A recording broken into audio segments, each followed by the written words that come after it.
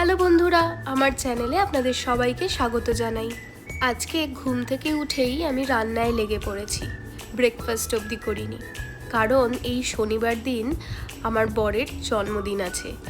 একদিনে যেহেতু সব রান্না করা আমার পক্ষে সম্ভব নয়, তাই জন্য ভাবলাম আজ থেকেই কিছু রান্না করে রাখি, কারণ সেদিন একটু ঘরটাও সাজানোর ইচ্ছে আছে আর ওকে সারপ্রাইজ দেওয়ারও ইচ্ছে আছে।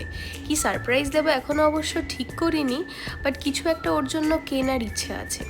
তাই ভাবলাম আজকে সকালবেলা উঠে আমি দুটো রান্না মতো করে ফেলি, চিকেন আর ডিম। চিংড়ি মাছের মালাইকারি বা সর্ষে চিংড়ি, দুটোর মধ্যে সর্ষে চিংড়ি আমার খুব ফেভারিট। আশা করব ওরও খুব ভাল লাগবে, তাই সর্ষে চিংড়ি বানানোরও ইচ্ছা রইল।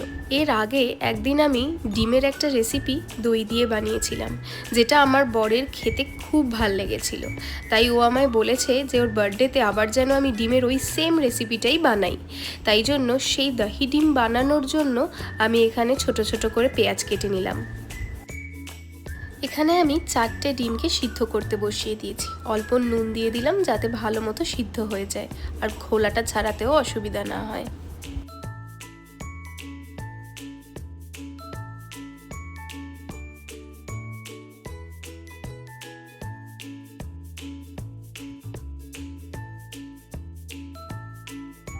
অল্প হলুদ আর লঙ্কার গুঁড়ো দিয়ে একটু ডিমগুলোকে কড়া করে ফ্রাই করে নিলাম, আর তার সাথে এই একই সর্ষের তেলে 4-5 পিস আলুকেও আমি একটু ভালো করে ফ্রাই করে নেব।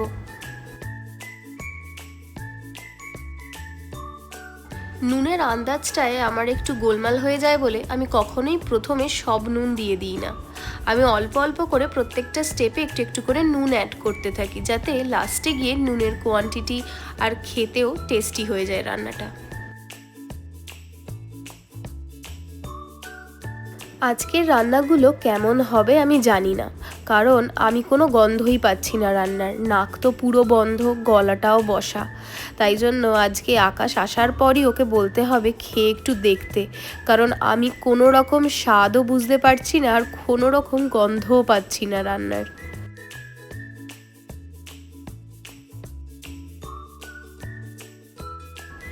আর একটু সর্ষের তেল অ্যাড করে আমি কিছু গোটা গরম মশলা দিয়ে দিচ্ছি।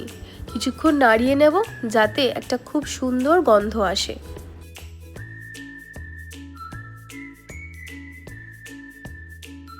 আজকে ভাবছি বিকেলের দিকে একবার একা একা বেরিয়ে পড়ব, কারণ আকাশের জন্য কিছু একটা গিফট তো কিনতেই হবে। এখনও অবধি কী কিনবো সেটাই ঠিক করে উঠতে পারিনি। রিসেন্টলি দেখছিলাম ওর বই পড়তে খুব ভালো লাগছে, তাই ভাবছি একটা ওকে বই গিফট করলে কেমন হয়।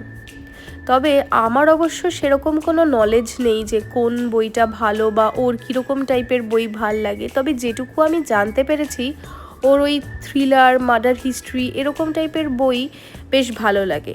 আর যদি একটু পুরোনো দিনের হিস্ট্রির বইও পাওয়া যায়, তাহলেও আশা করছি ওর সেই বইগুলো পড়তে খারাপ লাগবে না। আমাদের বাড়ির পাশেই একটা বিশাল বড় বুক স্টোর আছে। ভাবছি আজকে বিকেলবেলা সেখানেই যাই আর গিয়ে দেখি যদি এরকম টাইপের কোনো বই পাওয়া যায়, থ্রিলারের বা কোনো পুরনো হিস্ট্রির বই, তাহলে সেরকম একটা বই ওকে গিফট করাই যেতে পারে।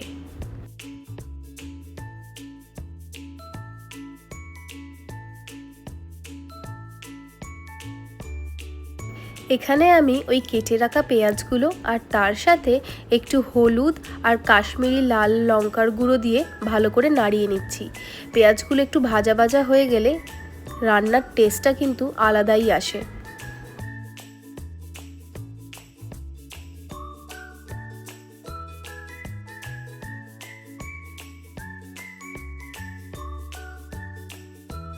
আগের দিন আমি ঝালের জন্য তিখা লাল ইউজ করেছিলাম, মানে আরেক টাইপের লঙ্কার গুঁড়ো, কিন্তু আজকে আমি একদমই সেটা ইউজ করছি না। আজকে আমি একেবারে কাঁচা লঙ্কা ছোট ছোট করে কেটে এখানে কড়াইয়ের মধ্যে দিয়ে দেব।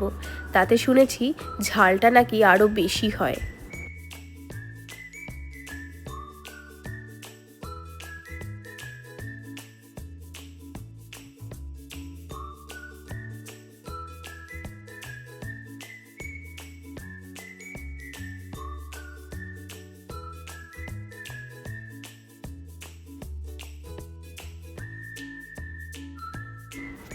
এবার আমি এটার মধ্যে একটু আদা রসুন বাটা দিয়ে দেব। গ্যাসটাকে অবশ্য লোতে রেখে, কারণ প্রচণ্ড আদা রসুন ছিটকোয়, জল থাকে তো হাতে বিশাল লাগে। তাই জন্য একদম লো ফ্লেম করে আমি আদা রসুন দিয়ে বেশ কিছুক্ষণ এই পেঁয়াজের সাথে আদা রসুন বাটাটাকে নাড়িয়ে নেব।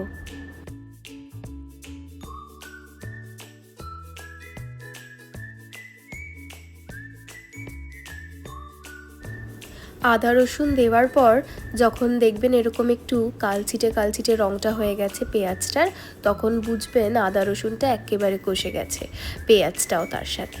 আর তাই জন্য এই স্টেজেতে আমি একটু টমেটো অ্যাড করে দিলাম, কারণ টমেটোর থেকে অল্প যে জলটা বেরোবে সেটা দিয়ে আবার রান্নাটা বেশ কিছুক্ষণ করা যাবে। আমি খুব সামান্য জল এখানে শেষে একদম অ্যাড করব, কারণ এই রান্নাটার গ্রেভিটা আমি খুব গা মাখা করতে চাইছি, জল জলে নয়।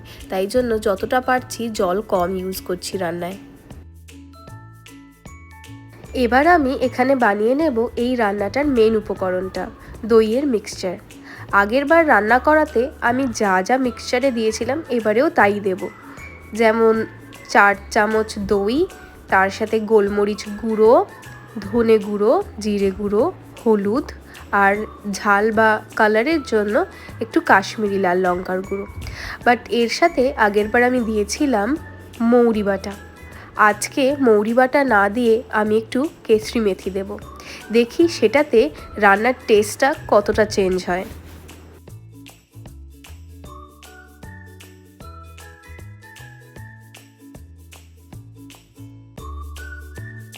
দেখলাম টমেটোটা ভালো মতো রান্নায় সিদ্ধ হয়ে গেছে, তাই জন্য এবার আমি দইয়ের মিক্সচারটা ঢেলে দিলাম।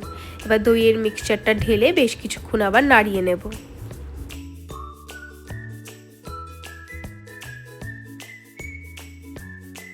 বেশ কিছুক্ষণ নাড়ানোর পর রান্নার কালারটা কিন্তু অসাধারণ এসেছে।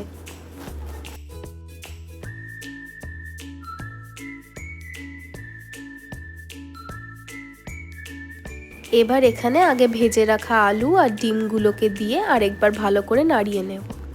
এই কিছুদিন রান্না করতে করতে একটা জিনিস শিখলাম, যে আপনি যত বেশি রান্নাটা কষবেন তত রান্না টেস্টি হবে।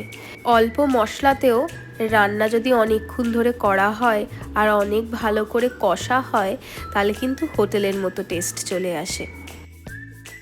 আজ জানি না রান্নাগুলো কেমন হচ্ছে, কিন্তু যেটুকু দেখে বুঝতে পারছি কালারটা ভালো আসছে, গন্ধ তো পাচ্ছি না, আর আমার মুখে স্বাদও নেই।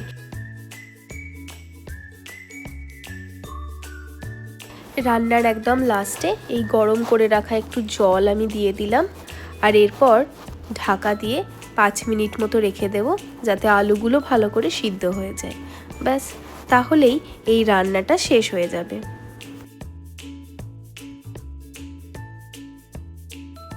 ওপর থেকে 2-3টে লঙ্কা আমি চিড়ে দিয়ে দিলাম গ্রেভিতে, যাতে ঝালটা গ্রেভির সাথে মিশে যায়।